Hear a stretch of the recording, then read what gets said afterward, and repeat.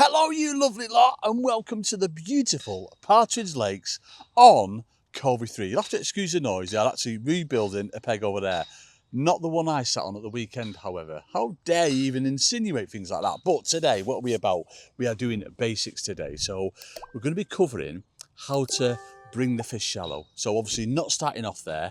Now, it's the first day of this year that I've actually put sun cream on. It smells like we are in Gran Canaria. Me and Josh, lad, if we had like a little ice cold beer, it'd be like, shut our eyes, it'd be like, flipping out, we're in Gran Canaria. But it's the first hot day of the year, and already the fish have started to show signs of obviously coming shallow. So the main thing with it, as soon as you get this warm weather, a mistake I see all too often with anglers is straight in shallow. You've got to prime the swim first. So we're going to do it a little bit different today. We're going to let the cameras roll for around about an hour from where I start off to where I'm ending up. So I'm going to start off across on hard pellets, because that's the other thing about this weather getting warmer. Fish are wanting to get more sort of like nutrition out of the bait, if you like. So obviously they're still going to eat micros and expanders, but hard pellets are coming into it more and more as that day sort of like warms up. It was freezing cold last night, but it's going to get warm very quick in the shallow water. So I'll talk you through what depths we're looking at.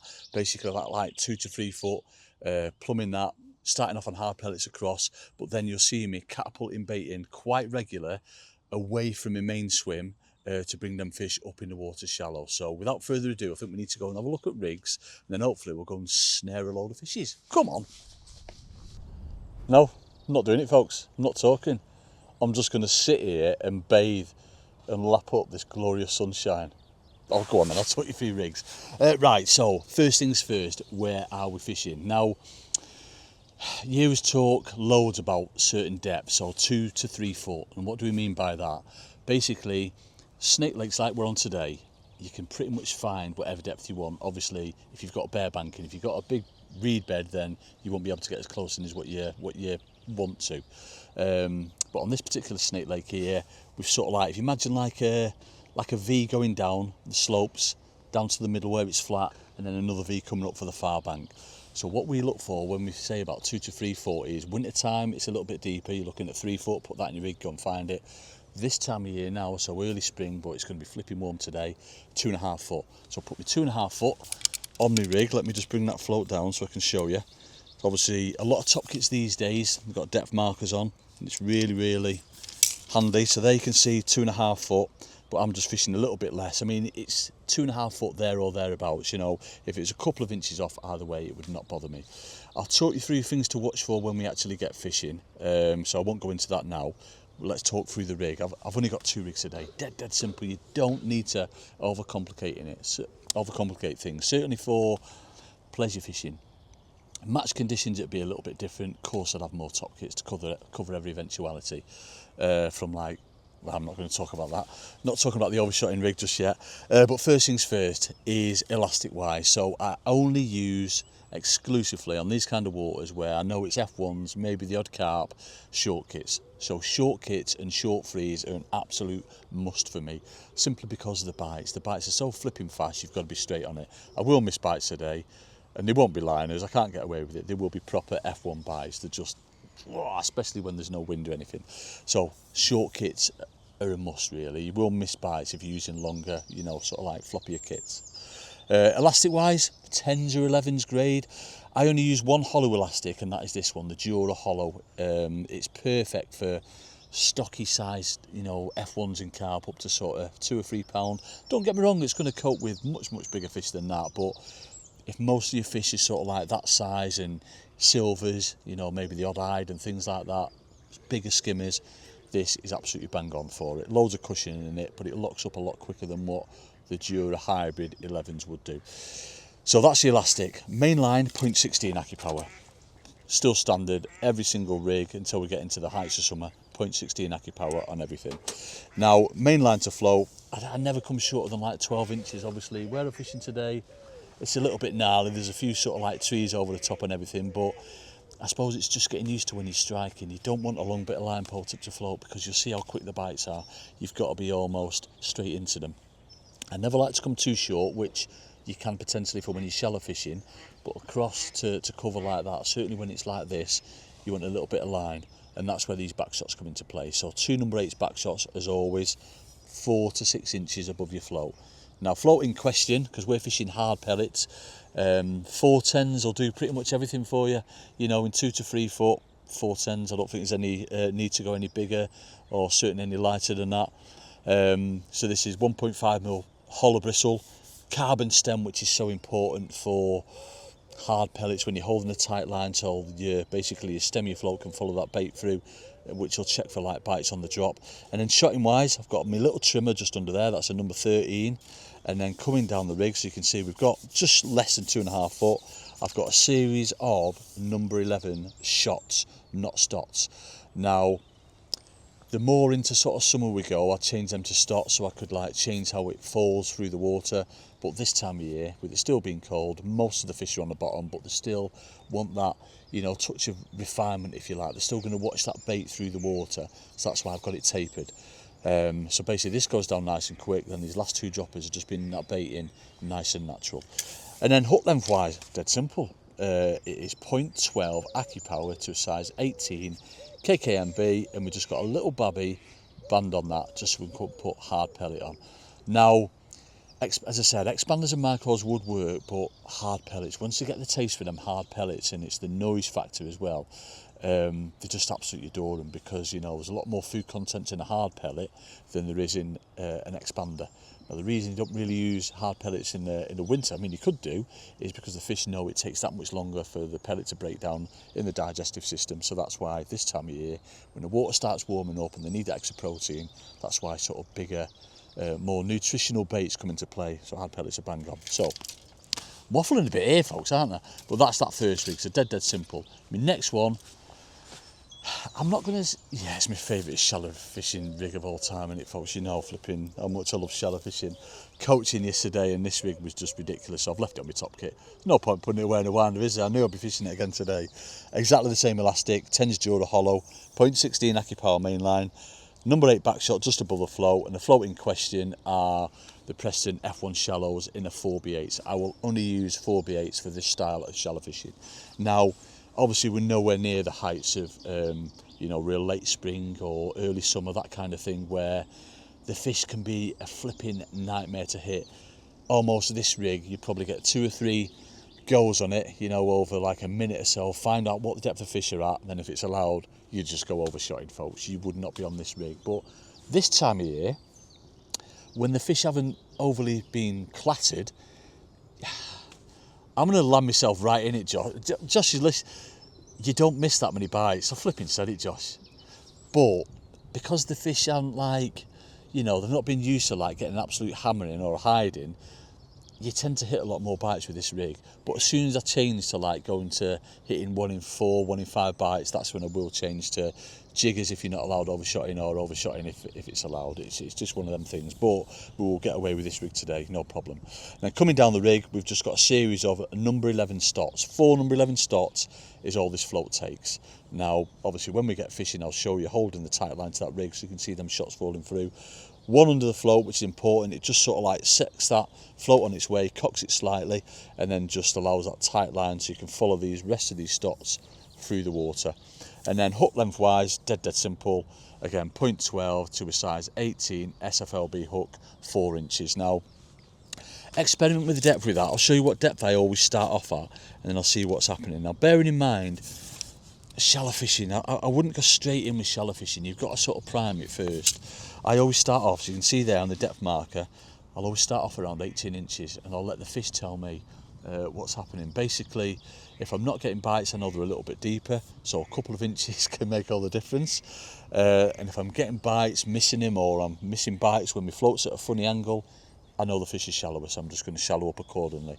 But one thing is important, I didn't mention, is the use of stots and not shots on your shallow rig. Because every time you change depth, move up deeper or come down shallower, you've got to change these shots as well to allow for that even fall of your hook bait. So them are 2 rigs, really simple. What I'll do, obviously I'll start off on a hard pellet across, tap some bait in, and maybe ping an odd pellet across just to create a little bit of noise if I'm not getting any signs. But what you will see me doing is my shallow swim, I'm going to be fishing away from myself.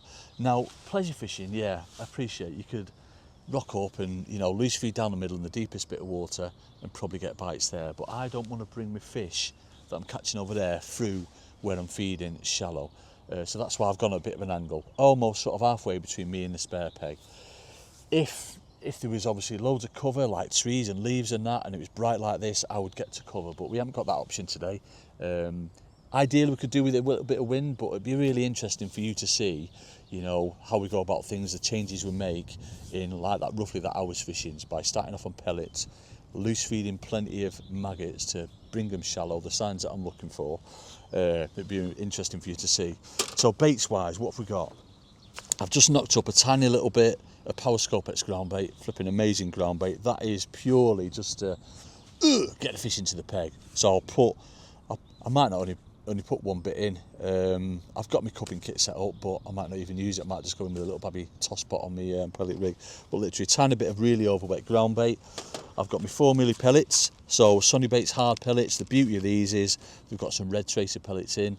Now, a couple of weeks ago in here, I tried pellets for the first time. The red ones worked amazingly, but it's one of them, I never start off on them. I always start off on a brown pellet and then see what's what. So that'll do you, flipping that, because cheeky. That'll do you there. What's that, like half to 3/4 of a pint? I'll probably do you all flipping 5 hours if you're in a match, but certainly pleasure fishing, you don't want to be feeding loads. As I said, there's a lot of food content. You only want to be putting in like 4 to 8 pellets. So we've got them, and then of course we've got our magwise. So we've got, it's probably like 3 and a bit pint in there. I'm going to say for match conditions for like this time of year, you're probably looking at feeding like half a pint an hour, something like that. And then we get into the heights of summer, you can feed up to a pint and a half an hour, something like that. So just get ready for it. But the trouble that you might have sometime, and it can be an issue here, is the amount of small fish, like little rudd. That's why sometimes it pays to feed that little bit heavier, or what you'll see me do is double feed. I don't just want to single feed it. So double feed just puts more bait in and tends to attract them fish a little bit quicker. So we'll see what happens in that respect. But I'm going to turn around. Oh, the other thing I need to do as well, just before we get going, is get my little toss pot out. Stop saying I'm a toss pot, folks. I know I am, but little babby one. So this is the smallest Preston toss pot. We're just going to put that on, and then into there we're just going to put 4 to 8 hard pellets. Well, I'll show you when we get going, but 4 to 8 hard pellets, cap it off with ground bait, and that'll be my first mix. I've got my cupping kit out, but I don't know why I've got it out. Probably because I always do and I forgot. I'm not even going to use it. I'm not even going to use it, folks. Right, I'm going to get me turned round. Josh is going to get the cameras focused, and then we'll get going fishing. So we'll show you the time, what time we're on. It is just coming up to 10:30 now, but I'd imagine it'll be 5 or 10 minutes, and we'll get going, and we'll give it an hour and see what happens. Wish me luck, folks. We're going in. Hey! Oh, it's get ready time. First thing I need to do though, folks, before we go shallow fishing, is take that bad boy off, because my lad always takes the mick out of me every summer when I leave my cap on. Look like a blooming golfer, doesn't I? White solar panel and then brown everywhere else. So I'm not going to fall for it. Right, let's get in then. So first things, I'm not going to go in with a pot, with a big pot. I'm just literally just going to use that little tiny toss pot. And then once you're over there, I'll show you the technique that I use for obviously feeding through a catapult to hopefully bring them fish shallow. I mean, I would say, I don't want to get my excuses in, conditions aren't exactly ideal for shallow fish. I mean, they're great for mugging, you know, if them fish start popping up, but not for shallow. If it was a little, could just do with a little bit of wind, not like the wind we have been having, but a little bit of wind. So we've got a tiny little 4mm banded pellet on there. Show this camera. Yep, little banded 4mm pellet on there, and all I'm going to put in is, what's there, 8 pellets. So 8 hard pellets. I'm going to give them a dink in this little tub of water first so they sink, and then I'm just going to cover them with ground bait. So this really overwet Power Scopex ground bait, thumb that down, and that's what we're putting in to start with. It's dead simple. So first things first is you need to get into a rhythm. When you're, I mean, all kinds of fishing, but when you've got a few swims on the go, always get into a rhythm. So what I want to do is start feeding my shallow swim. Now remember, my shallow swim is away from me swim over there, so I'm not bringing fish back through. So I'm going to go a nice distance, sort of halfway between me and the next peg, and just give it 2 lots, perfect, of maggots. Now I'm going to go on to, I'll show you where I'm fishing to, shallow. I'm going to come on to like this graphic here on the 13-metre section when I'm that way. Because I've got a big spread on my bait, that's why I've got a section behind me so I can chase them and follow them out. Right, so let's get in over here. So where I plumbed up, as we always do, bottom of the body, got my mark, I've got a little tuft of grass. Stretch out a little bit more first, So under, up, and then give it a tap. All that'll come out. Come back to my marker. Lift that float up, and then drop it. And that should be absolutely perfect. There we go. Then you can see I've got my back shots. Oh, there's one there then. See, I've got my back shots Tipp-Ex'd out white, so I can see that. If I didn't have them Tipp-Ex'd out white, I wouldn't be able to see them. And I see where my back shots are there, and then see where my float is. I just need to bring that float up the shelf a little bit more. You'll sometimes find that. I want to make sure I'm right under my pole tip. And now I'm going to start feeding my shallow swim. So feeding wise, I want to keep an eye on obviously what's going on over there all the time, because bites can come really quick. Oh, I've not shown you the time. How dare I? Yeah, let me show you the time. Oh, I'll show you the time when I get this one in. Oh, it fell off. It serves me right, that actually. It serves me right. Right, let me show you the time, folks. Straight away. Right, there we go. So 10. So say we started at 10:45. Let's say we started at 10:45.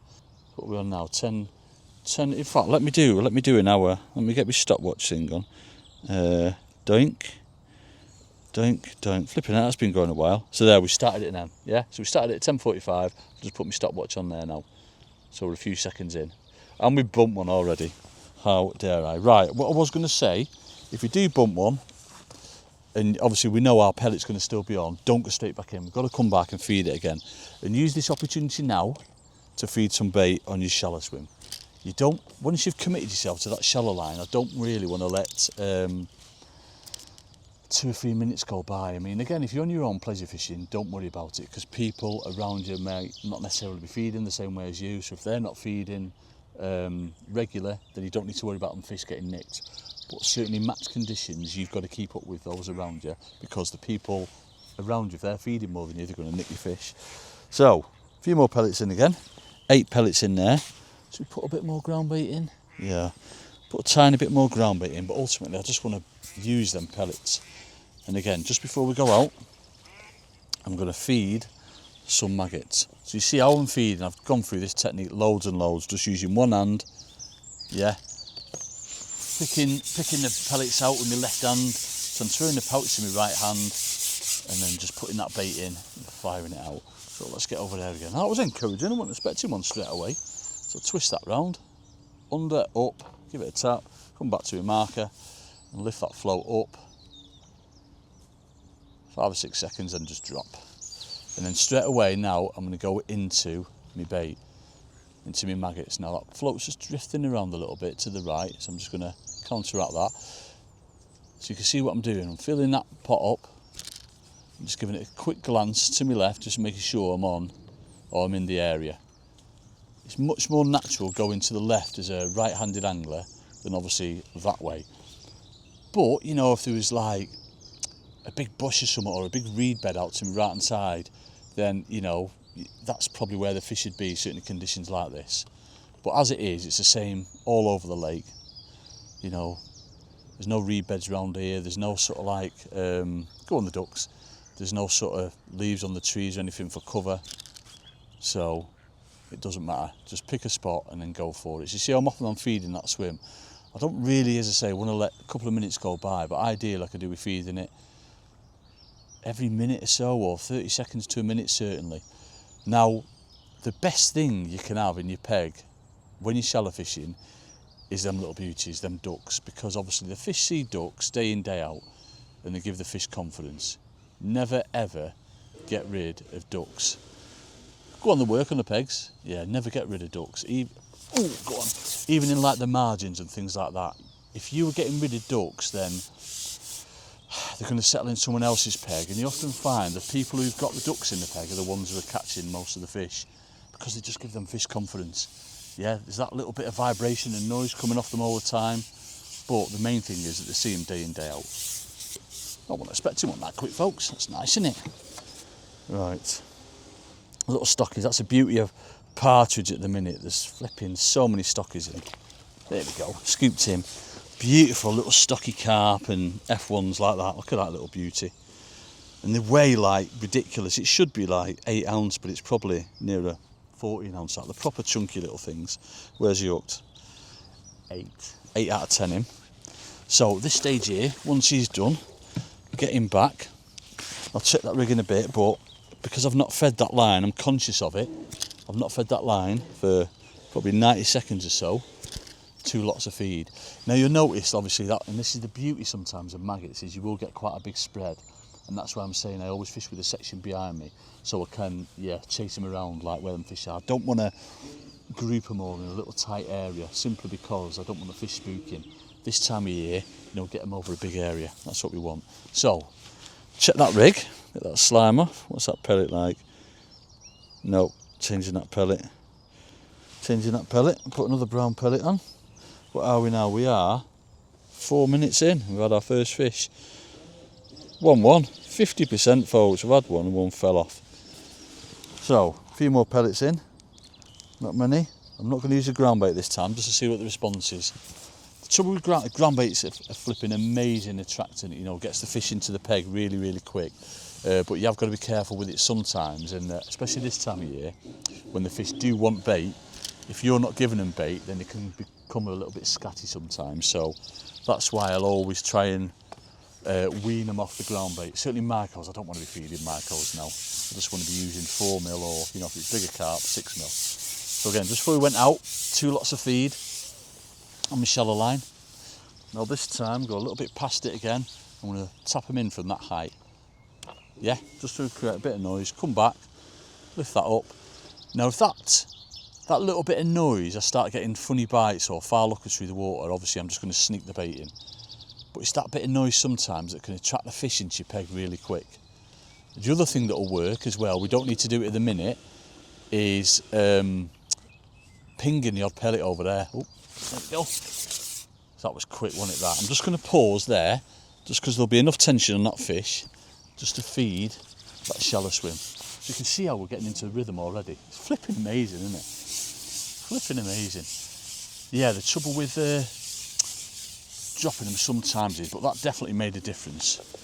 That bit of noise that they come to might be a little bit better, this one. Might be a bit better. That bit of noise that they come to can sometimes, drive them a little bit scatty again, so just go to sneaking the bait in. But likewise, if you're not getting bites, then start pinging a bit of bait in. Certainly on a slope like that, where you can get right tight to the bank, it will make a big difference. Come here. Flipping. You can see him just under the... Yeah, he's a better one. So you can see how you'd do a decent way. Oh, he's fell off in the net. But he is look at him with the shoulders on him. Let me get him out for you, Josh, lad. He's like pound 6 him. Look at him. What are them carps like with the umpy shoulders on them? What are they called, Josh? What, in straight? Yeah. Is it Simos or something? Yeah. With a bit... Is that a Simo F1? Nice and that though, isn't it? But that's what you get, folks, yeah? Chunky little F1s like that. And don't get me wrong, these fish are flipping freezing, but as soon as we get that little bit of warm weather, they respond to it amazing. It's so good, and that's why you choose to fish in like that depth of water.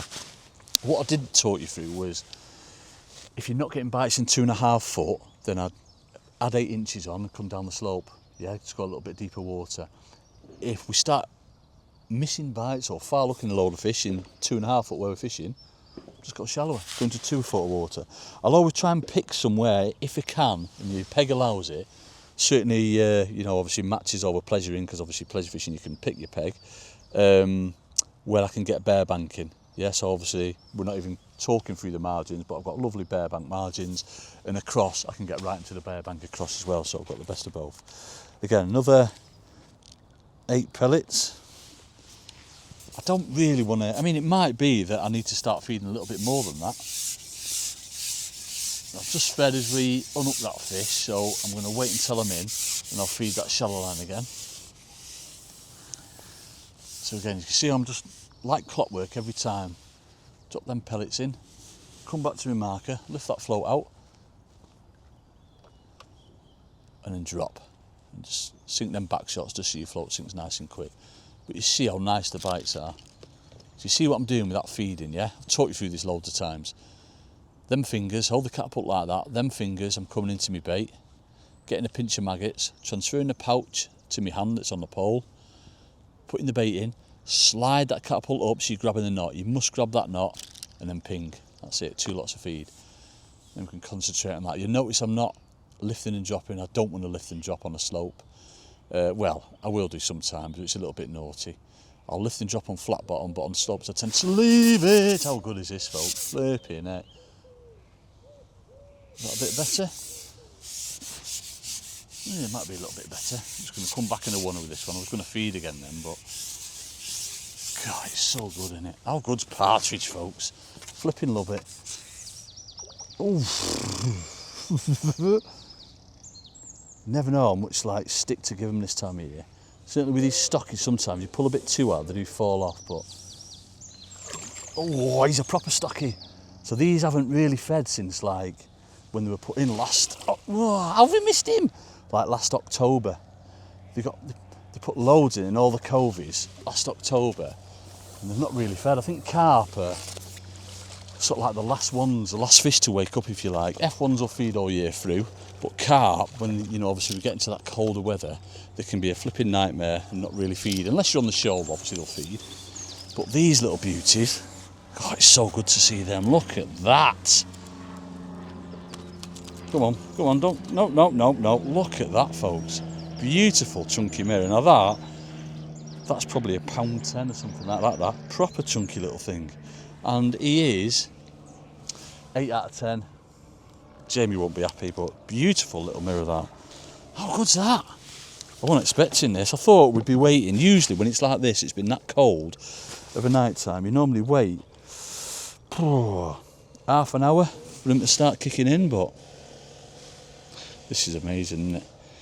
Might just spend all our session just over there, folks. There's no point going shallow, is there? But joking apart, I mean, obviously, we're going to be, I'm going to be showing it today, that shallow fishing. But if you were in a pleasure session, or certainly if you're in a match, you would never ever come off feeding fish, ever. Unless they were like little babby ruds or gudgeon or something like that. You'd never ever come off these. This is flipping amazing. So you see how often I'm feeding that swim, yeah? So important. And it might be that we do have a quick go shallow and it's not right. I still want to go through the methods and the techniques of slapping the rig over, feeding, changing depths if we're not getting bites. But it might be that it's just a little bit too early. But one thing is for sure, later on in the session, they'll definitely come onto it. So a little bit further past my marker, which is my back leg. Tap them pellets in, come back to my marker, lift that rig out. So it's exactly the same every single time. Yeah, and then drop. So basically your hook bait is going down with your loose feed, if you like, and then straight on with the maggots. Get them in an area. Don't worry overly about, accuracy wise, as long as it's going in and as long as you've got them there. If you can get ducks in your swim, then brilliant.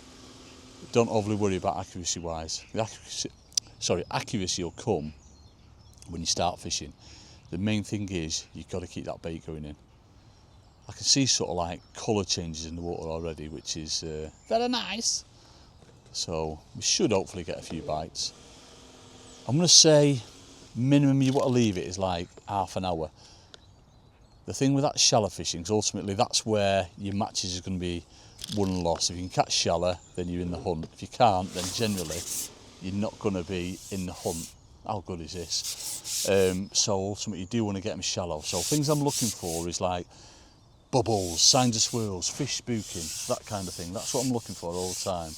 Or colour. The colour is changed there, but I'd imagine it'll be, fish on the bottom stirring it up, stirring that bottom of the water up. God, this is so good, isn't it? Big F1, go on, big F1, big F1, big F1, big F1, big F1. So good. Oh, go on the F1s. Josh is like, Andrew, why have you not brought me here before? Done it now, Josh, Emma. Coming here all the time, is Josh, lad. That is £2 F1. There we go. So they've just got bigger and bigger. It'd be nice if they just got bigger all the time, wouldn't it? He's just over £2, him, £2.2. And we're on 9 out of 10. We're getting better. Getting better, J lad. Look at him. Absolute stunning F1. So them are the old ones. They've been in, flipping it, they've been in a long time, them folks. They're usually what you catch like in the depths of winter, like last half an hour down the middle on maggots. Oh, they're flipping amazing. Dead like elastic walloping. But we're not doing that today. Andrew, stop getting ahead of yourself. Right, let's get another pellet on. I should have gone in with that same pellet actually, but we'll put another pellet on. And you don't change anything. Everything's going lovely. We're not waiting more than, what are we in now? We're 13, just coming up to 14 minutes in, roughly. And what have we had? Four fish? Yeah, we've had 4 fish. So don't change anything. Everything's going lovely. Don't need to change anything. Drop that ground bait out, so we're just drawing sort of 1 or 2 fish in, and the munching on them pellets. Just before you go out, get into rhythm, keep that bait going in, and look for signs of fish. The swirls, bubbles, them ducks spooking, that kind of thing. That's what I'm looking for all the time. Usually, I mean, if I was in a match and I saw swirls, I'd just get straight on them. Yeah, I'd give it a try. Even, I'm going to say, even if it was as good as what it is over there, you've got to be on them. Because once they turn up, it's like they might not last, you know, all session with you. Some days they can do, but other days they might just get like, 20 minutes, half an hour, 40 minutes out of them. But in that space of time, shallow, you can do a silly weight. It's always good to start off away, you know, certainly across, or even down the edges as well, you know, this time of year. Early spring, what are we now, like middle of March, yeah. You can even do the same, sort of like down your edges as well. But I just think by fishing across, it just gives the fish a little bit more confidence. You imagine like matches, everyone walking around the lake, the fish naturally just push away from you. So that's why I always like to start off across and work my way back. But the warmer it gets, you know, you can start off on a blooming top kit and things like that, folks. That float's just sitting up a little bit, like it's on a bit of leaf or something. I'm on my marker. Yeah, I'm on my marker. I'm just going to lay that in again. Yeah, see what I mean? I knew something was on that. Absolutely knew it. Like it was on a leaf or something. It's just sitting up a little bit than what it should be. So just check that. Yeah, there's nothing on that. I'm going to put a few more pellets in. I think I might have just been up that slope a little bit too much. So it's things like that to watch out for. Tiny little, you might think, inane things like, why is my float sitting up a bit? If you don't check it, you don't know. So 2 lots of maggots in. So I'm into a proper rhythm now. I'm not letting loads of time go by without feeding. Right, let's concentrate getting that marker this time. There's my marker. Tap that in from there. Come back to my marker. Lift that float up. And drop. It should sink a little bit lower now. Knew it was on somewhere there. There we go. It could be like, obviously, when you get a few fish coming in, they start, you know, stirring that bottom a little bit over there. Obviously, them leaves will blow around, and it doesn't normally settle on slopes. So certainly silt won't settle, but you get the odd like branch and leaf and all that. So I'm not having to do much to chase him at the minute. It's brilliant. You've seen how quick we're getting by. So as soon as that changes, that's when I'd change something. So if I suddenly went, so it's 5-minute rule. I always work off this time of year. So if I've not had anything in 5 minutes, I'll come back, feed it again. If I go 2 lots of 5 there, so roughly 10, 11 minutes without a bite, that's when I need to change. Now, obviously, I've not got other swims other than my shallow one to go on. But for me, it's still a little bit early to go shallow yet. So what I'd do, you know, if I was in a match or something, I'd maybe have another swim over there, left and right, or I'd probably try down the edge in the same depth. Feeding the same way, just trying that.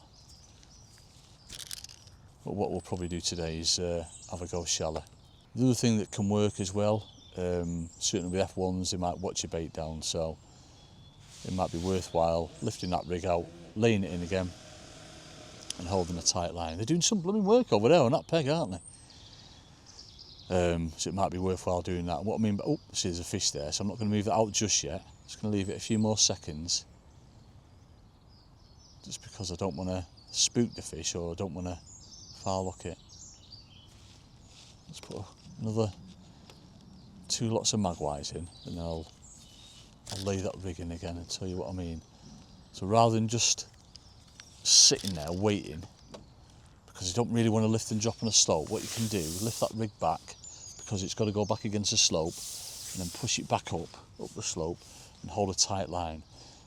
Now what's going to happen is, obviously, that float is going to be 6 inches back behind you, or 4 inches because of the back shot. So what I need to do when it's settled is just literally just lift that float up and then in. So your bait is swinging into the bank, and it's usually on that last lift there, dunk, that's usually when you get a bite. So it's definitely gone a little bit slower over there, which you'd expect, you know. It was flipping, that was a fast start really, that. Well happy with that. So it's situations like this, if I went, as I said, 2 lots of feeds, 2 lots of 5 minutes without a bite, I'm going to demonstrate it now, even though I wouldn't do this just yet, folks. What I'd do to try and attract some fish back in, just pick some pellets up and ping them in. Yeah? They'll always go in a line, but it's that noise that can attract the fish sometimes. It can be a devastating method. Especially like spreading your bait so it goes, you know, sort of like up the slope, so you can have sort of like a couple of depths, you know, maybe one where we are now, one right against the bank, and maybe one a little bit, you know, more down the slope. And see, that was a slow bite, but it was brought in by them pellets going in. So as I say, I didn't need to do that. I just wanted to demonstrate what I meant. I know, yeah, Jamie used to fish like that a hell of a lot, and flipping it, no one's had as much success as him as over the years, have they? Right, so I've got probably another minute on that feed, I'd say, and then I'm going to come back and feed it again. Keep them magpies going in there. I've always like conscious of having that swim when you're fishing away from yourself, having it like in your periphery so you can see. So I can see the ducks there, and I can just about give it a little glance like that and look to see if there's any swirls after they're fed. I've not noticed anything yet, but what I have noticed is the water's changed colour. So it's colouring up, so there is fish coming into it. Whether they'll become shallow or not, I don't know in this, obviously with the sun. If it was overcast, I'd imagine we'd have a chance, but obviously we're going to have a go anyway. We'll see what's what. I'm not going to give this much longer. I'll come back, feed it again. That float's just gone a little bit higher again. Just moved up a little bit. It might be that little bit of grease has just gone down there, bristle a bit, so I'm going to take that off, so we don't need that. So wipe that grease off. You know how much I love my grease, folks. There we go.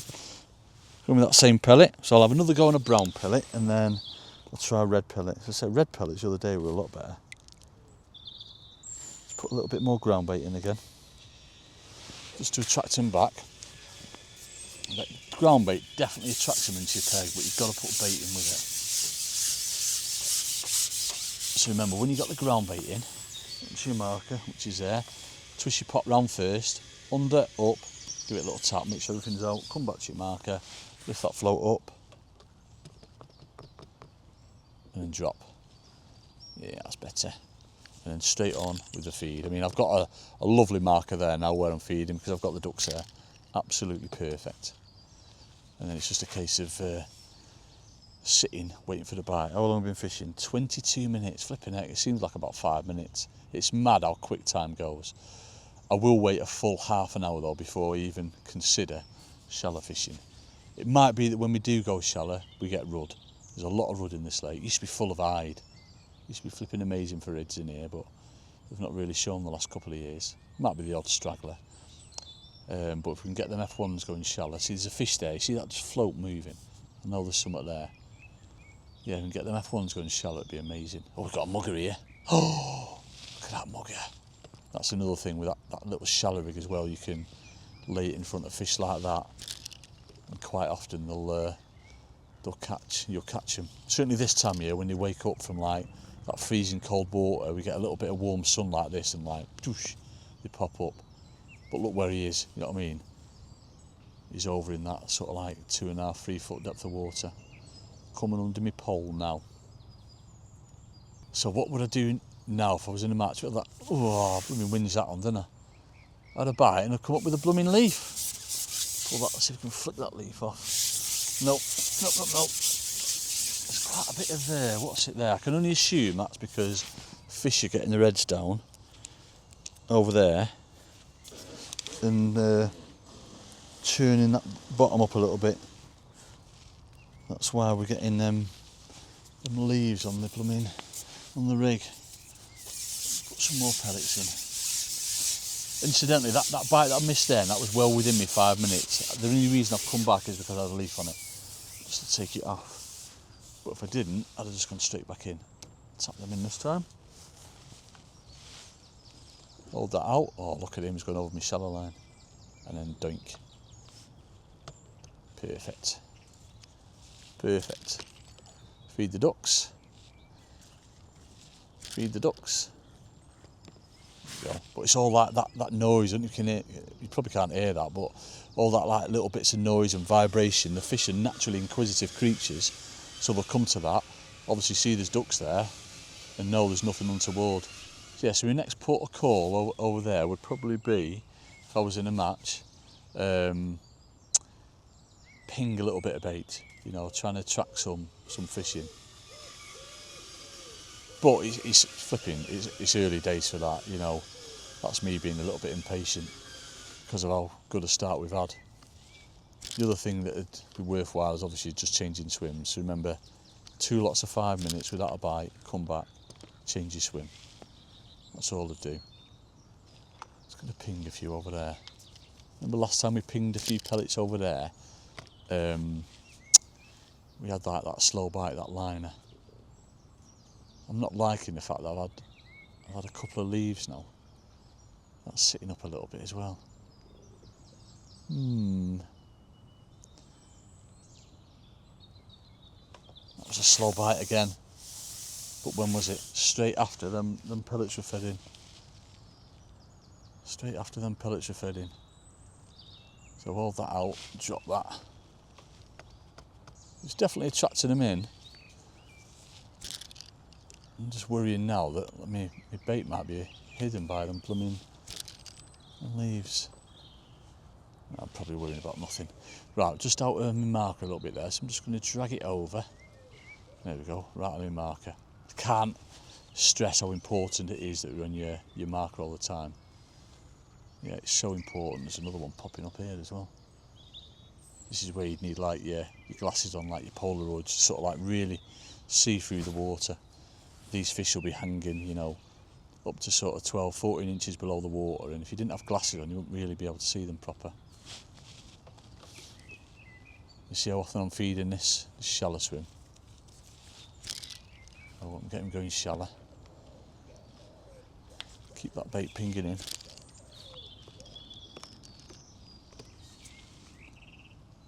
Come on the fishes.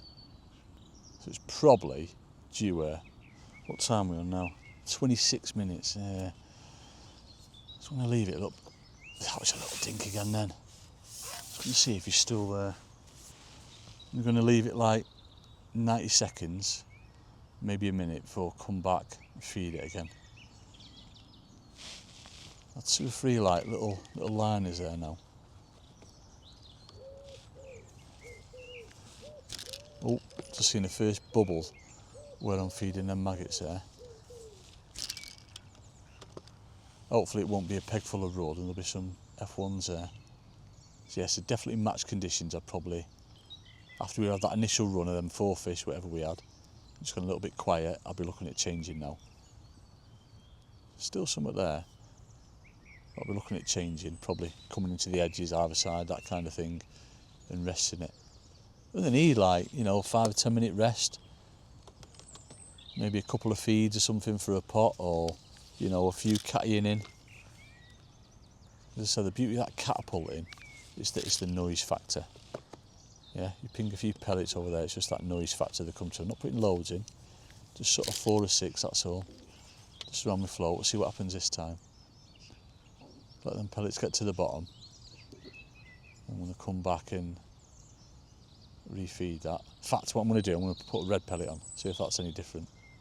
I've not tried that yet. And that'll take us nicely up to half an hour. And we can get down that on that shallow swim. Usually half an hour is all it takes for priming, but as I say, I do like to look out for signs of swirls and that. But we definitely, you can see, it's like, it's obvious we need to rest that swim over there. So, change that pellet over, I'm going to put red pellet on. Go on the red pellets. There's confidence in it. If you've got confidence in something, it's going to work. But put a red pellet on there. And then 8 pellets in there. Bit of a ground bait in as well. Just to attract them back and hold that bait in as well more than anything when you're shipping out. Get that bait in there. Go on the magpies.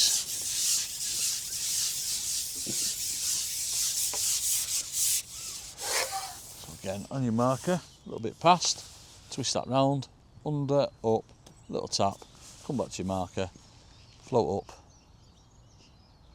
and drop.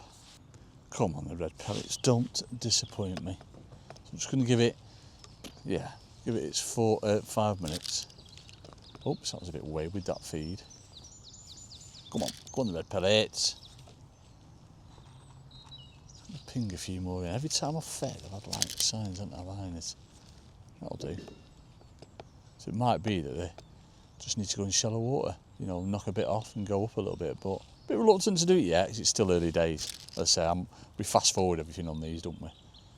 But we are coming up to half an hour. Yeah, half an hour in now, 31. So I'll give it this last go, and then we're going to get on that shot. Oh, there we go. Go on the red pellets. Told you, folks. There's no coincidence, is it? If you've got confidence in something, it's going to work for you. So colours of baits, additives, flavourings, things like that, it always works for you. It's flipping amazing, isn't it? So little change like that, red pellet, just incredible. Right, come on, Andrew. So I'm going to come off this. I wouldn't, by any stretch of the imagination, come off this if I was in a match. But half an hour's gone, and we need to go and catch some shallow, hopefully. Whether they'll feed shallow, I don't know.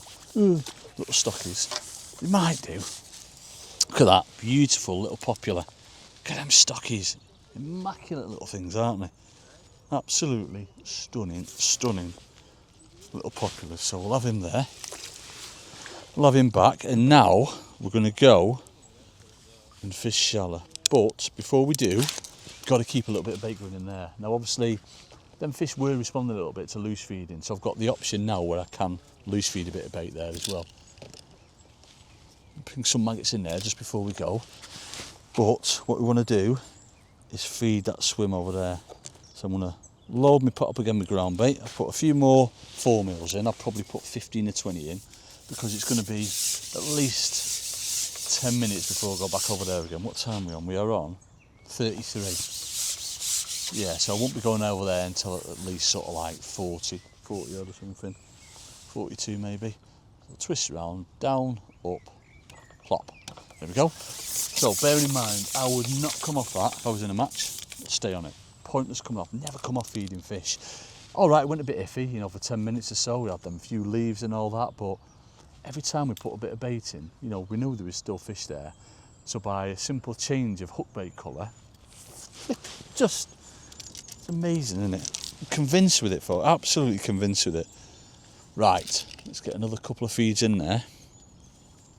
And I'll probably have to put my hat on for this because I'm looking directly into the sun. So hopefully my head's had enough exposure though, so I don't look like a blooming gopher. Now I'm going to start off first with a side hooked single maggot. I mean, it's Rudd Central, we're probably going to get Rudd, but I still want to talk you through the technique. So side hook, you know how much I love a side hook maggot, simply because of how it falls dead natural. Yeah, put that together. Now the most important thing, just before we go out, feed some bait. So ping a little bit of bait in. We're probably putting like 20-30 maggots in every time. So take your time when shipping out, make sure that rig's low to the water. Now the next thing is, you see where the shadow of my pole is? It's on the right hand side of me pole, yeah? So what I don't want to do is slap my rig in that way, because I'm slapping into my shadow. So I'm going to slap that way. Let's give it one slap to start with. Hold that tight line so you can see that float coming in. Nice and natural. It's following that bait down. Once it's at the bottom of that fall, that was a Rudd. Once it's at the bottom of that fall, flick it out again and lay it in again. So I'm keeping that tight line all the time. Yeah, that's the only trouble. But you know, I'm not overly bothered because I want to show you, you know, things to look out for. Eventually, 100%, them F1s would move in. So I'll just get him off. That maggot all right? Let's change that maggot. I'm going to go in with a single again, but I'd imagine double would be better. Then if one does come off, you've still got another one. So check them stots. They're all through the rig. They're all nice. and then we'll go for another feed and then ship out. So you see I've got that section of pole behind me, which is brilliant, because obviously my bait's going over quite a big area, so I can always go out a little bit, you know what I mean, chase them out a little bit more if I need to. So feed, oh, that was a little rud again, so you can see, you see how many rudders there. I mean, it's it's great, isn't it? But obviously match conditions, if you were catching them and you know someone next to you is catching a blooming F1 or a stocky every go, it's no good. But we've gone on it too early. Yeah, that's all that's happened. We've just gone on it far too early for what we need to. But it's great to show you what we need to do. So I'll put 2 maggots on this time. Dink them in. And I'm going to do exactly the same thing again, but give it a couple of slaps this time. There's got to be some F1s there. Got to. Sometimes it's just a case of, you know, ploughing your way through them. So 2 lots of feed, that's at the bottom of that fall, and we got another rod. That was right at the bottom of that fall then. Now what I'm going to do just before going, I mean they're not like babby rod, are they? But yeah, you don't want them in matches, do you? But you see how you can just carry on putting fish in that. Certainly from like a pleasure perspective, I suppose. You can see how you can carry on putting fish in that.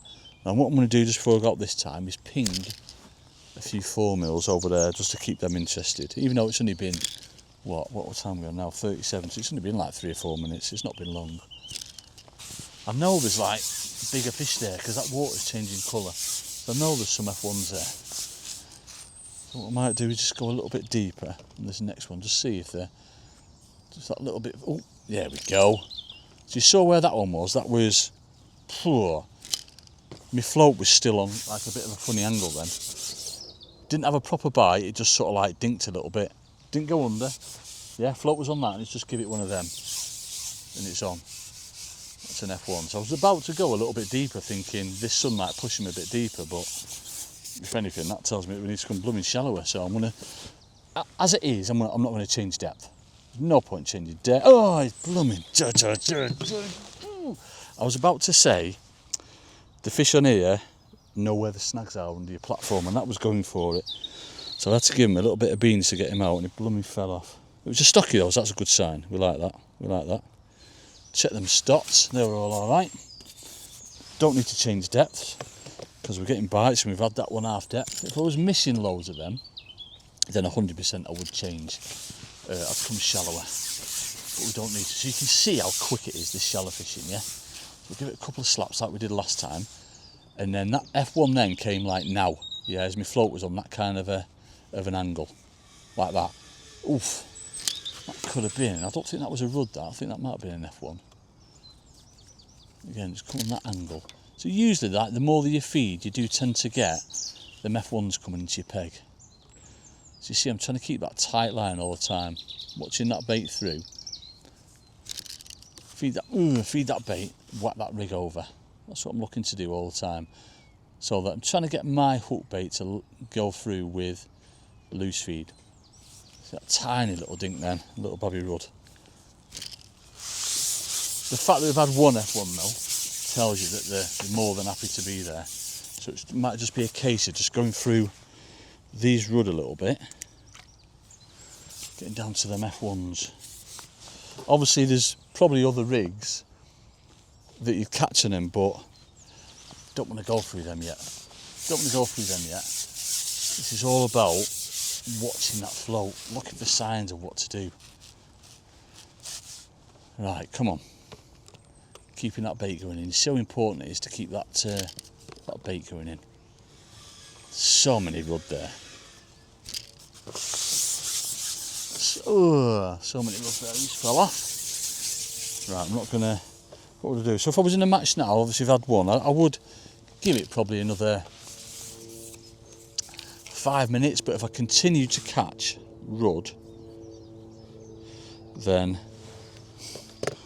what I do is come off, rest it a little bit, and then go back over there again. So just give it another couple of goes. I don't want to change anything on depth, so we've had that one, we're getting bites. I don't want to change anything just yet. It's just a case of waiting for him to to rock up. A couple of slaps over again. Hold that tight line. Get some feed in. Wait for that to settle. Slap it over again. It's just getting into rhythm. That's what it's all about. Nice rhythm. Whoa. That was a little bit shallow with that one. So you see the spread of bait I've got? Yeah, it's going past it. So there's nothing to stop me going halfway down that section. I don't really want to feed out there. I want to carry on feeding where I've been fishing or where I've been, you know, where most of that bait's going. But sometimes going past your bait can bring you a bigger fish. Not that time though. Just going to change this rig slightly. I'm going to bulk all my shots up just to see if we can get down to them fish a little bit quicker. Sometimes bulking your shots can make a bit of a difference.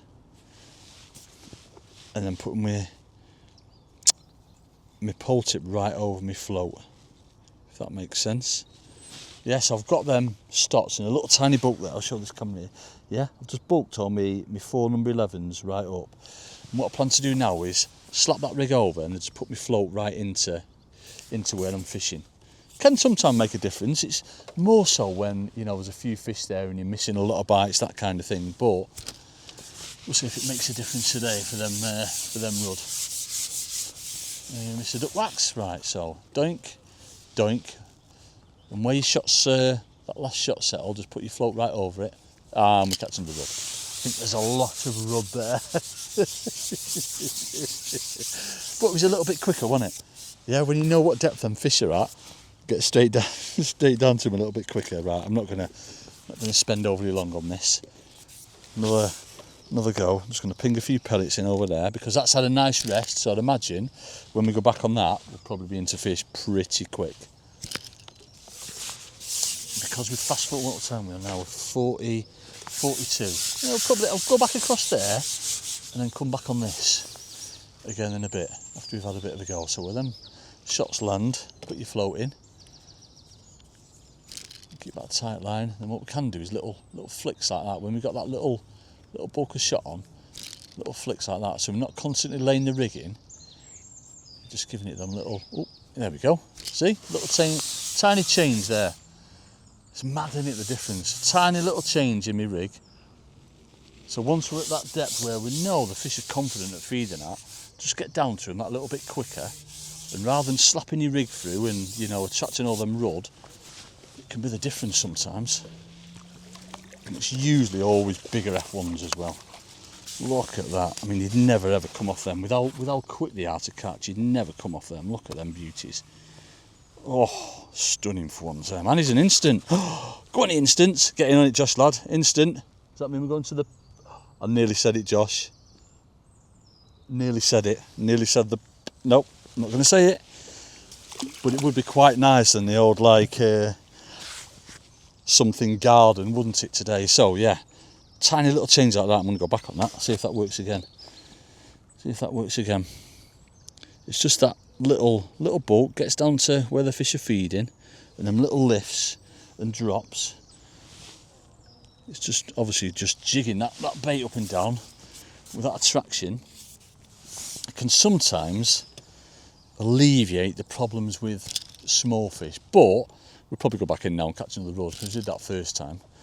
I'm going to ping a little bit more pellets over there, literally 6 pellets, that's all. And get back into these. So a couple of slaps, and you see what I'm doing on that last slap. So doink, doink. When my boat lands, that's where I'm putting my float, so we're fishing straight away. It's almost like we get a rod. Yeah. Oh, we shook him off. Good. It's almost like, you know, when we have that like bulk and droppers rig on when we're fishing in deep water. You're bringing your shots back and then putting them right over you, putting your float right over where your shots are, so you're going straight down in effect. So I'm just going to get on with that lifting a little bit quicker. So feed while we're doing it. So you see bubbles coming up there, so we know there's fish there. That's not always fish on the bottom either. Oh, is that a goldenrod? Oh, that's definitely garden time, Josh. Flipping is. Josh, That is definitely, is it? That's a golden rod. That's definitely something garden time, that, isn't it? Oh yeah, oh yeah. Right, let's try that again. I'm not gonna, what time are we on? 45, right. Now there's one last go, and go back over there, hopefully show you what a rest does, and then I'm gonna come back on this one again. Put your float over that, and then go with them. So that's settled now, some little tiny flicks. Keep that bait going in. Keep that bait going in. Flick it again. Float right over it. And then dink, dink, dink, dink, dink. Definitely be having this later on. The fact that we've had like hook 2 already, and it's still pretty early, we'll definitely be having this later on.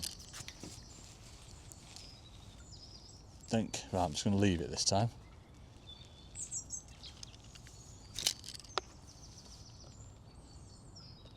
Count sort of 8 down, lift and drop, and then your hook bait now is going down with that loose feed at the depth that we're at. There's not as many signs of rud there.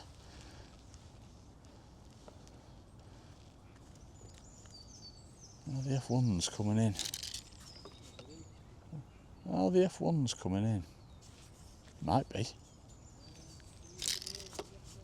Sometimes that, obviously, that how we're fishing to start with, that's like the best way of seeing what's in your peg. Yeah, catching fish, catching everything swimming. But this way, you know, we're having that little bulk on. If the bites are hard to hit, which obviously they're not really this time of year, but it's more so to get down to that depth a lot quicker where the fish could potentially be. I'll show you what I mean. If I put my shots back to how they were before, but we get one dead quick. Even if it's a rod, I just want to show you what I mean. So I'm going to put my shots back. So I've not changed depth on the float yet, because I know there's still fish there, and this is why you need to use stots. So nice and even through the rig. Yeah. So we'll get a bite straight away now. Just because of that presentation is completely different. The fish can watch your bait fall as natural as possible. So I'll have this one last go, and I'll get back over there. So doink, doink, hold a tight line.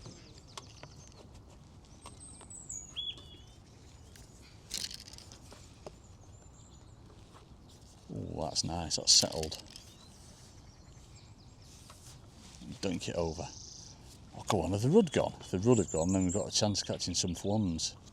I'm going to see if they've gone a little bit deeper, because I'm not getting as many bites now, which can sometimes mean them fish have gone a little bit deeper. And the fact that I'm not getting many rud bites, just before we do go back over there, and then I come back there again, I'm just going to put my float up.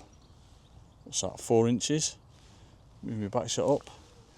Bring that another number 11 into play. Check my maggots there, alright. So I've gone up 4 inches, so I'm like 22 inches now. Get some bait in. Just by that little change can make all the difference sometimes. And keep a tight line.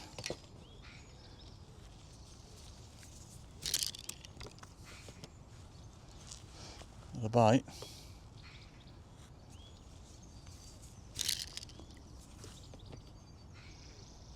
One of my wise.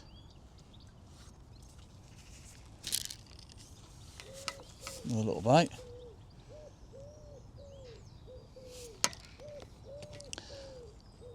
So with them ruds vanishing, which is it's still going to be odd one there obviously, which is great. What I'll probably do is prime this again,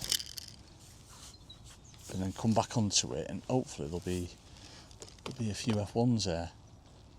The first go is always one of them. You're always going to, if there's small fish in it, you're always going to catch them first, unless there's like loads of F1s in the venue. Then obviously that'll be straight on it. But I'm going to come off that rig. I'm going to put that float down to there, because I'll be back at like that same depth again when we go back on it. What are we on now? We're on 51, so another quick go over there. Probably give it 10 minutes. See if we can catch something over there, which hopefully we will do, because we've left it alone. for what, 15 minutes, have we? Something like that. Certainly 12 minutes. So we hooked a couple of F1s there that first go on the shallow swim, but it's not how it should be. Simply because, you know, it's gone on it too early. But the more you leave it, rest it, prime it, trap them fish in without just staying on it, you know, them fish will come into it. So let's get back over here, twist round, and up, dunk, come back to a marker, that float up, and then dunk. So that should go pretty quick now. Because we've rested it for a while, there should be the odd fish there. Continue to feed me shallow swim. Just want like 8 or 10 minutes there, hopefully nick a couple of fish, and then we'll finish off with another quick go shallow just to see.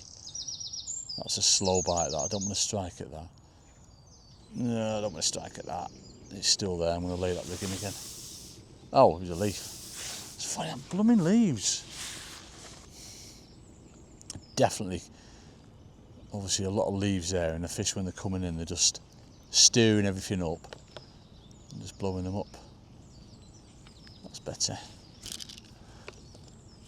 Oh, I wasn't looking then, I was looking at my maggot swim and he's gone. So you see the difference, how quick it was that time. Yeah, just them little rests, that's all it needs. That's all it needs. Sometimes like 5 minutes, that's all. I mean, we left it a little bit longer then. Red pellet. Red pellet again, folks. Can't beat the red pellet.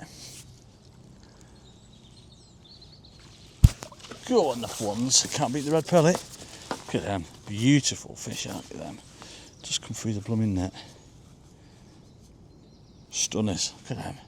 Proper chunky little fish, like pound 6, pound 5, something like that. Beautiful little fish. Right, let's have another go over there. Red pellet. Cut that ground bait out. We've got 10 pellets in there. Feed your magpies. Ducks are back, which is good. Give them fish confidence. So I'll catch another one and then we'll have another quick go shallow. I'd imagine them ruds would still be there, certainly in numbers again because we've rested it. But hopefully getting to some of them F1s quicker as well. So we'll get another quick response over here. I looked back that last time, like, where's my float gone? So a little dink, a little glance to over there, make sure I'm feeding right. And I've got the ducks as a marker, which is good. There we go. Hey up. Whoa, that was a little dink then. Liners. You know we don't miss proper bites. So you see how every time, if I do miss a bite, every time I lay it in that same way. Never like swing it out to the side, left, right on a slope. Got to follow the slopes. We are now, we are on 56. Let's try and catch another one over here, and then that'd have been what, like 8 or 10 minute rest on that shallow swim. Might be all that's needed. Definitely gone a bit quiet with them rud last time, which tells me that, you know, usually the bigger fish have moved in and just bullying them out of the way. They'll still be in a peg, of course they will, and we'll probably catch them to start off with, but might be into F1s quicker. Come on.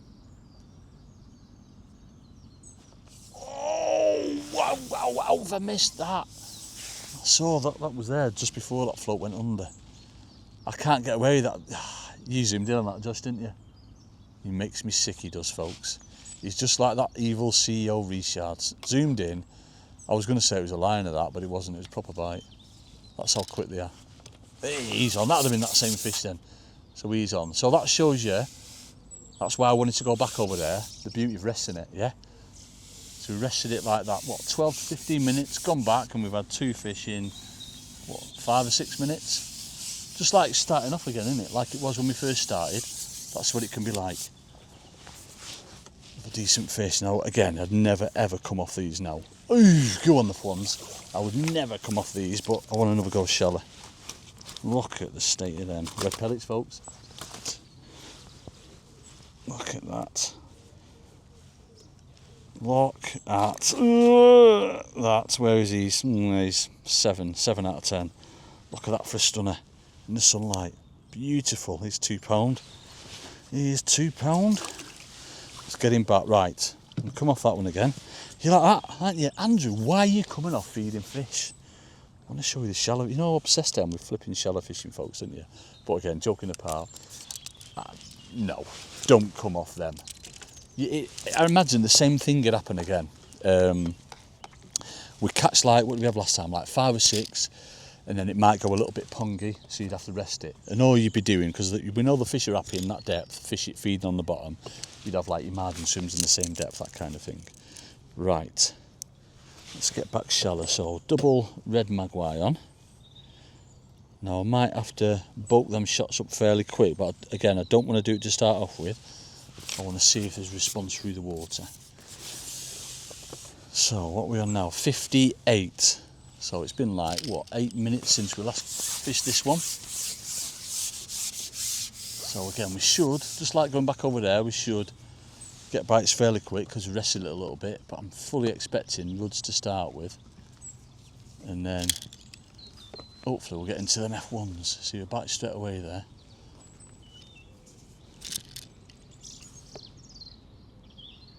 Another rud. And that tight line, I forgot to move that blooming back shot down, that's why my line's a little bit pongy. Move it down after. Keep that line tight. Come on. Rod. Right, so I'm going to bulk them shots up again. And go for that little sort of lifting, dropping technique, that little doink, doink, doink. Can be great sometimes until you get like the fish there proper and they're really watching that bait through. It shows you how, you know, versatile the rig is, kind of things. It does a couple of different things.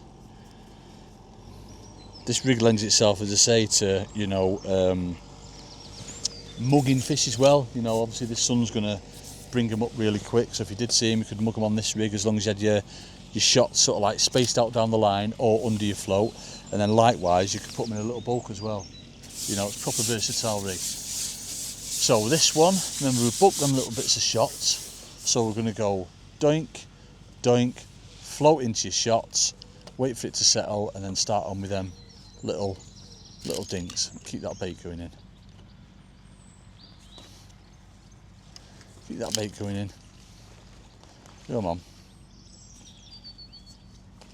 Oh, there's somewhat then. Don't wait too long before you go to like make that noise again as well though. You know, sort of 20 seconds, 15, 20 seconds, that's all.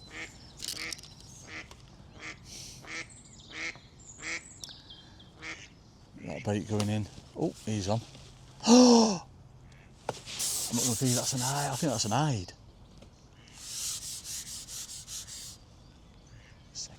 Second best fish in the world. It used to be absolutely full of them in here, folks. Oh, if there's loads of them there, that's it. Oh, da. Go on, the ids. Yes. Go on, the ids. Oh, folks. So this lake, Covey Free here at Partridge, the beautiful Partridge Lakes, used to be absolutely full of them. And they just sort of like, just vanished, but that's the first one I've caught in 2 years. Remember me saying before? I always look down eyed and chub's throats. Oh, you could used to do like a silly weight of them. Second best fish in the world right there, folks. Oh, right, I'm having another go. If there's ids there, get ready. Just going to have another quick go. We are at, we've been fishing long enough now, folks. We're just over an hour. If they're there, flipping it, get ready time. That's the beauty of hide and F1s, they mix. So, doink, doink. Bring that into there, and then flick, flick, flick, flick, flick, flick, flick. That was a bit wayward on them. So I'm just, all I'm using is my elbow. Yeah, I'm not using, not using my knees, just use my elbow. Let's go 3 on that one. Doink, and settle and dink, dink, dink, dink, dink. So you see there's loads of bites to be had. I mean obviously we've had a lot of smaller fish here, but we've had some decent ones as well. I'm convinced if we left that another hour or so, they'd be proper on it. Like, proper on it. Oh, did that just take the mick or what? So we know, it's obvious there, we know, little buggies. We know there's F1s there, obviously. Flipping heck. Keep that bait going in, come on, got to finish with an F1. Just got to. Come on. I know they're there. I can see him like churning that water up. Definitely changing there now. It's just a case of just keep on going with it. Changing them depths a little bit. So what I'm going to do is come back like I did before with that through the water one. I'm going to come back and put that a little bit deeper. This might be hanging that a little bit deeper. Not had any real signs there. So I'm just going to put my float up to that back shot. Move that up. That's all in the bulk, so I'm happy with that. And see if they're just holding a little bit deeper, which they could very well be, you know, when they do rock up, just because of this sun. Until we get like the shadow of that tree moving over, I'd imagine that's where we've been. I want to finish on an F1, ping a few more pellets over there, get some magpies in there. Right, come on, dink, dink, dink. Wait for it to settle and dink, dink. One off ones. Oh, look something then.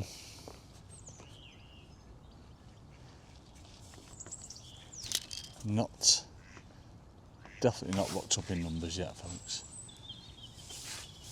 But obviously the more you do something, then they will definitely turn up. The fact we've had, you know, and 2 F1s and that eyed already, they will at some point rock up. I mean, it's still early, it's still like, well, we'll see what time it is in a bit. I'd imagine it'll be 11:40, something like that. 11:30 maybe. Just going to go a little bit further out. Keep that feed in that same spot, but a little bit further out. Incidentally, so if it was a match, I said I'd never come off then, as I've said. But if I wasn't getting bites over there and I'd tried this, 5 minutes at all I'd give it. Yeah, I'd expect to be getting bites, certainly within 5 minutes of this going in. No. Nope. Right, I'm going to come back, spread them shots out again. And when you do change something, it's like it's a minute. All you want to leave it, it's like a minute before you change. Certainly with shallow fishing, you know, if you're not getting a bite at one depth, come back, change it. Should be getting bites. So I've gone back to like 18 inches. It might get still on. See if they're out there. So what I've done now, I've spread them shots out a little bit and keep everything nice and tight through the rig.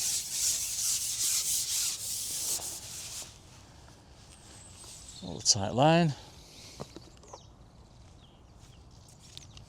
So you can just see how slow it falls that way. Lovely and natural. Oh, we're going to get a duck. No, don't get a duck. No. Come on, Mr. Duck. Come on, Mr. Duck. I mean, you want ducks in your peg, but not when they're going to eat your blooming bait. Ping that over.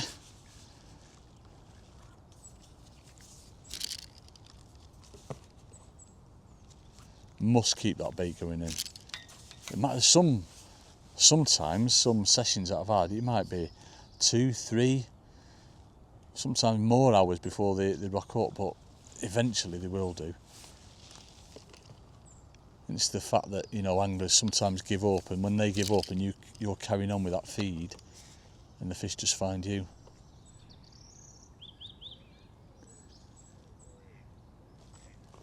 I'm getting bites at that, so I'm a bit reluctant to change. I think the small fish, you know, we'd find out single side hook maggot, that's how we'd find out what they are. Let's do it then. I think they're rudd, but let's do it. Single side up maggot. We're going to find out what they are. Probably rudd. The reason I'm not changing depth is because I'm getting signs at that depth, folks, yeah? If I wasn't, then obviously I would go a little bit deeper. So, single side up magpie. Let's see what they are. I'm not going to feed this time. I'm just going to go straight in, slap, slap, and then probably catch a rudd. Ready, slap, slap, and wait for the rudd.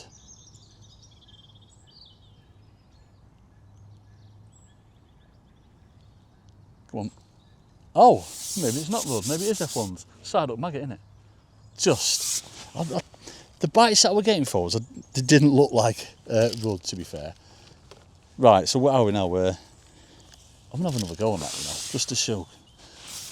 1 hour and 12 minutes we've been going. And it's definitely changed there, hasn't it? Yeah, we're not getting as many, nowhere near as many signs of as rudd as what we were before. And we knew there was fish there at that depth, so that's why I was reluctant to change.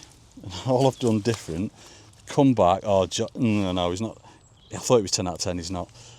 I was reluctant to change, so all I've done is come back and side up to single maggot.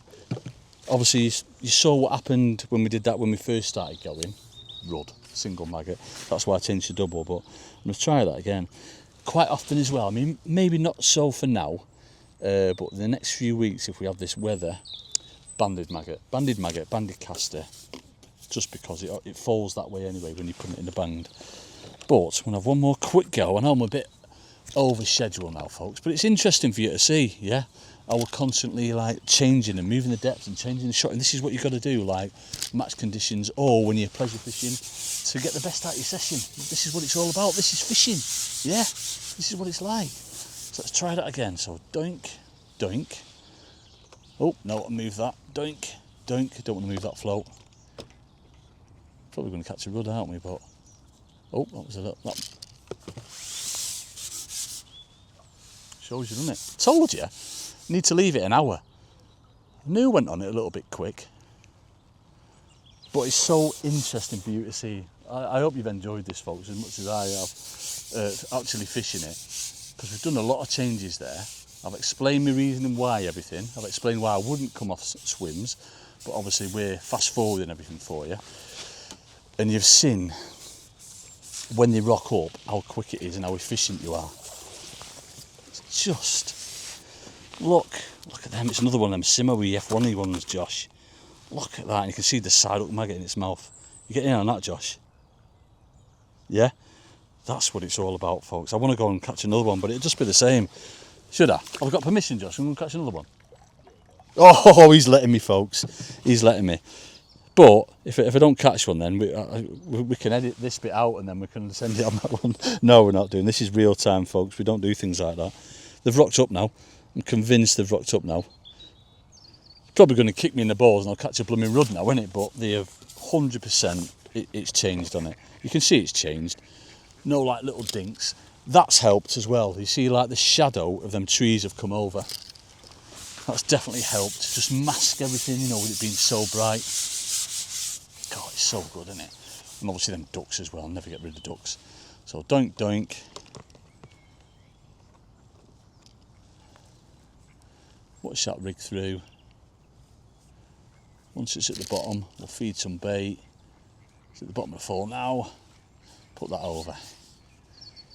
But it could be that you do catch in spells like that as well. You know, you might have a run of, it might only be like 10 minutes, it might only be 5 minutes, but in that short space of time, you can, you know, perhaps catch, when they're having it proper, 4, 5, 6 F1s. You know what I mean? That might be the way to work it. Like it was over there, you know, we had them couple of spells over there. The first spell was, oh, and the rud's back. So the first spell was like, you know, 5 or 6 fish. The second spell we had 2 fish dead quick, and I'm sure I would have caught more as well. And then we're back to rudd. So you saw things change then. Yeah, we went, what did we go? Sort of 8 to 10 minutes where I worked things out. Went a little bit deeper, put my shots down, spread my shots out again. We knew something had happened. We knew them rudd had vacated the peg, and that's big fish coming in. I did say it. I said it's probably big fish coming in. That's why it's going a bit quieter. So we caught them 2 F1s really quick, and now the rudder back again.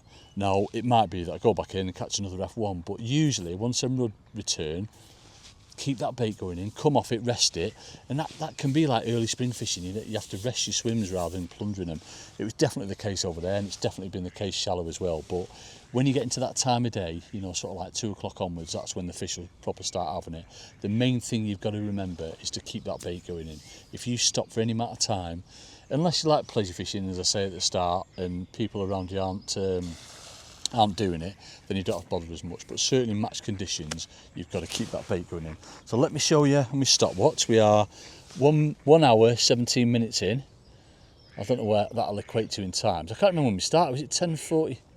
Is it 10:45? I think it was 10:45. You got that in, Josh lad? So I'm going to stop that and then go into the time. Oh, flipping out, we're on 12 o'clock.